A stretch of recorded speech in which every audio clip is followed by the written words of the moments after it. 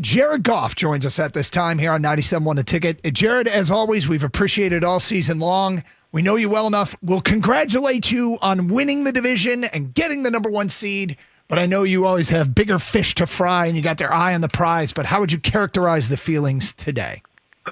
Yeah, it feels good. The last, 48 hours, it's a good feeling knowing we got a little rest and get to decompress just a bit and get some guys back and get some extra sleep and the whole thing. And knowing we get a home game next week and knowing it's going to be against a team who's going to play a hard fourth quarter game this week. Yeah, it's all good things. And like you said, though, we know we got the big one we're all going after now, and starts next week. When do you actually start to go back to work and start to study film and stuff like that and get back to team activities? I mean, we're in today. Okay. So we're doing really stuff not a whole lot of time to enjoy that then, huh? Well, yeah, I mean, we don't have, an opponent to prepare for, but yeah, we're in today doing a little work. So you've already mentioned the rest. Is that basically the biggest part of this and getting guys back? Because I know after the game you were like, hey, it doesn't matter who's out there, but it will be nice to get some people back offensively. David Montgomery, maybe Carlton Davis defensively. How much can that give you a boost? Yeah, getting anyone back is helpful just for body purposes. But like we've said in the past and like we've shown, it doesn't seem to matter. And certainly defensively with all the guys they have out, they don't care. Those guys are just a bunch of dogs who don't care. It's next man up, and they just keep on showing up, keep on coming out to play, and they're a dangerous crew right now, and I'm happy to have them on our side. Is there anyone on that defense that in particular you're happy for? Guys that you saw battle as backups, you faced him in practice, that got on the field and made a play. Is there anybody that stands out? I mean, there's a lot. Yeah, I don't know if I can single any one of them out. But I mean, I think the easy one this past week is Amik. He's playing nickel for us a lot throughout the season. He's moved out to corner with some of the corner injuries and had a big challenge this week. And Justin Jefferson's as good as they get in our league, and he was tasked with that and stood up to the challenge. And not surprising to any of us. He's a hell of a player. He has been all year, and I think he kind of embodies that. He doesn't care, what you say, what you want, what how many guys we have out there, how big he is. He's just going to come out. He's going to play tough, sticky man coverage and make it hard on the opposing quarterback, and he just continues to do it. Can you talk about that fourth down play you had, the conversion to Jamison Williams? I think it was 4th and 6, and it looks like it was one of these blitz buster plays that you have to wait and wait and wait to the last second before you deliver the football, and knowing that you're going to take the hit that you took. Can kind of take us through that and what goes through your mind trying to prepare yourself for knowing you're going to have to take that hit? Yeah, there was a little bit of a cat and mouse game going on there with us and their defense with, checks and them checking and us checking and them checking and that whole thing. And so, yeah, there I knew they were bringing cover zero blitz, and J-Mo's kind of my only option there as the quickest route coming across the formation, and just kind of had to let them clear that middle of the coverage, and because they'll drop out some of those interior guys, just kind of had to let them clear to the other side. And, with his speed, it doesn't take long, so he got over there pretty quickly and was able to put it out there for him and made a good conversion. Speaking of cat and mouse game, the 4th and 2 late, a field goal puts you up 3 scores. You guys break the huddle. It's on their 6-yard line. You get them to jump off sides. I feel like you guys even did it differently than everybody else, because viewing on TV, you can almost tell when a team's trying to get somebody to jump off sides. And you guys were so standard operating procedure. Was that part of the plan there, is we're not going to make it as obvious as everybody else does? Yeah, we do put a lot of time into, that situation and trying to get people to jump off sides. I take a lot of pride in it, making it all look the same, and we've been pretty successful at it this year. We've had a bunch of those down in their tight up 4th down, and I think a lot of it's the Dan Campbell effect. We've shown to go for it on a lot of these fourth downs, so they can't just say, oh yeah, they're just not going to snap it and they're going to kick the field goal. They have to be geared up and ready to go, because we may snap it. We have snapped it. I think that Green Bay game, everyone thought we weren't going to snap that one, and sure enough, we did.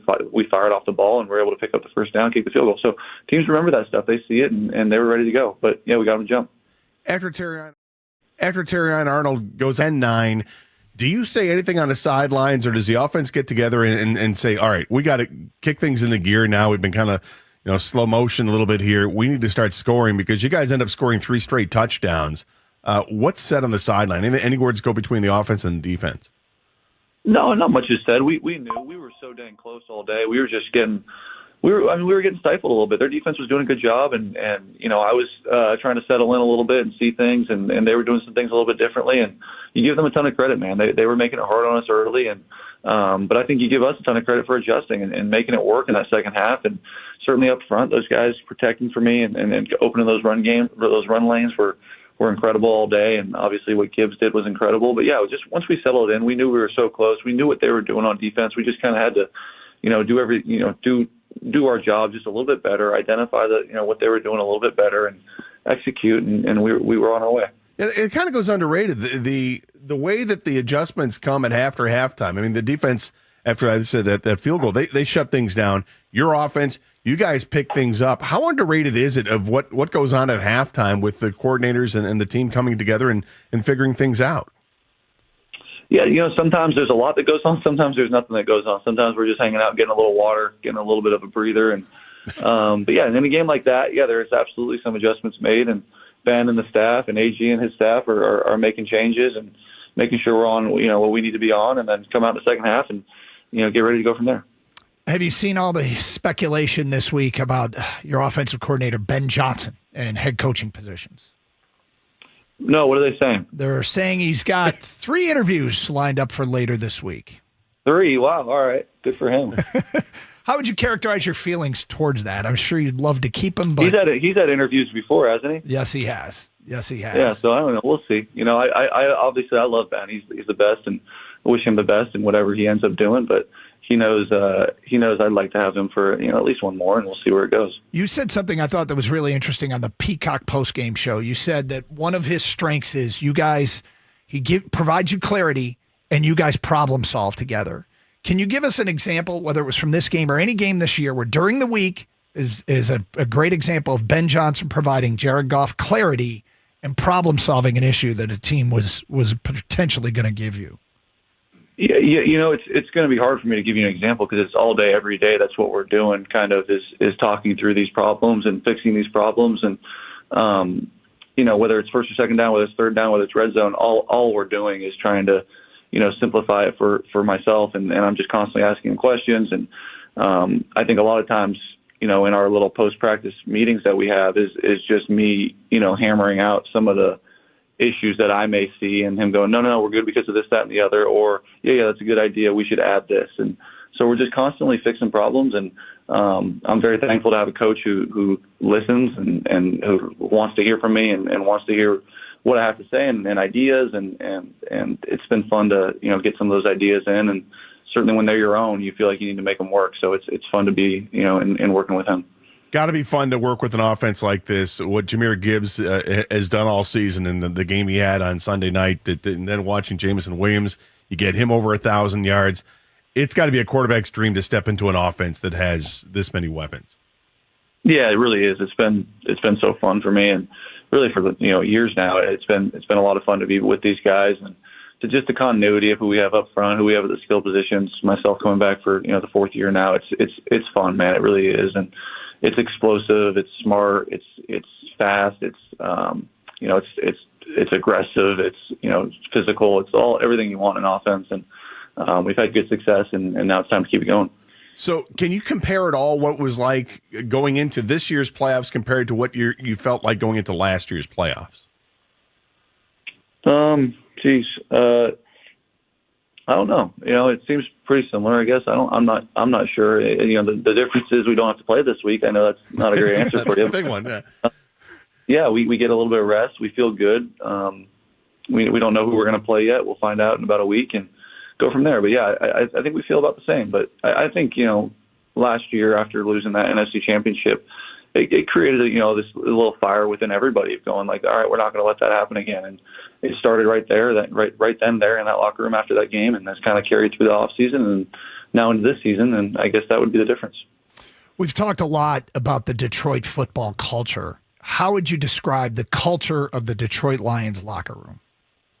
Yeah, it's pretty strong. It really is, and starts with Dan, obviously, and trickles into his coaches, trickles into our players, and we don't care where, when, how, and in what way. We're going to find a way to win. Even when everyone's saying we should rest our starters against the Niners, we're going to go out there and play and find a way to win. And that's probably the reason why we won against the Vikings, because we play all our starters in that San Francisco game, right? Like that's got to be the reason why. So no, I'm just playing around, but I wanted to give somebody a hard time about that, because I think when Dan makes decisions like that and they're questioned after they work, it's pretty fascinating to me. Of course. All right, final thing. You guys, well, from me, you guys have become a sensation. And in Detroit, even around the country, did you see the video of actor-comedian Dax Shepard at the Golden Globes watching your game on his cell phone? The Michigan native. I saw that. I think that, yeah, Dax is from here, right? Yep. Yeah, it was cool. He's obviously a fan, and I'm a fan of his, and it's fun. It's fun when that crossover happens, and we're doing some fun things right now, and it's fun to be a part of, and I'm happy to be here and happy to be winning and happy that Dax is watching. It's fun. Of the crossovers and the people you've gotten to meet, the famous people, what's been the coolest for you? Oh man, it's hard to beat Eminem. He's up there, and got to meet him a couple times, and he's my favorite artist ever, and seeing him at the games always gets me fired up too, and I love that he loves rooting us on. What's the toughest part about being a quarterback in the NFL? I know I would imagine every quarterback has a different thing, whether it's just processing the plays or reading a defense, whatever it is, just dealing with the media on a daily basis. What is it for you? Yeah, for me, it's probably this show every Tuesday. Yeah. No, I'm totally kidding. It's probably the balance of just time and when to push and pull as a leader, and how to handle certain situations in a locker room, and obviously on the football stuff on the field is challenging as itself, but outside of that, just handling daily life and your time management, and still trying to be a great husband and son and brother, and at the same time be a great teammate, and that's the part that you try to balance, and I feel like I'm doing a pretty good job of that, but it's always a challenge. Lastly, Doug had mentioned to me the other day that for the first time he tried the cold plunge. I'm wondering, is Jared Goff a cold plunge guy? Yeah, I do. I do like the cold plunge, and there was a time where I was doing it a little bit more consistently than I am right now, and you guys are giving me a little kick in the butt. Then I guess I got to go do it. But I will certainly be doing it this week on our recovery week, rest week, and getting my body back. But yeah, no, I am a fan of it, and I think you guys should do it more often. You guys should try doing it every day. That'd be fun. Yeah, I don't know that that's going to happen. I tried it once, and it was excruciating. But final thing for me, I lied, Jared. I got one more thing because I think it's important. Being at home, the difference the fans make. Talking to the fans right now, tell them what it's like playing at Ford Field as the Lions quarterback. Yeah, we have the best fans in the world, and it's such an advantage for us being in front of them, and the energy and passion they bring, and the feelings they give us pregame, during the game, the whole thing. It's such an insane atmosphere, and that's not even to mention the false starts and the delay games that they're causing, and so they know it, but they're certainly helping us win a lot of these games, and to get this home field advantage and to be in front of them and to give them that reward, I guess, to come out and help us win these games is all you can ask for. And I know they'll be fired up, and whatever it is 2 weeks from now, and we'll be ready to go too. But can't wait to play in front of them for 2 more games. Jared, appreciate your time, and I think given all that you've done for Detroit, I think the least Gator and I can do is do the cold plunge. Yeah, give it a shot. Yeah, we'll commit. We'll commit every day. It's not supposed to be easy. That's why it's good for you. There you go. Thanks for your time. Good luck. We appreciate it.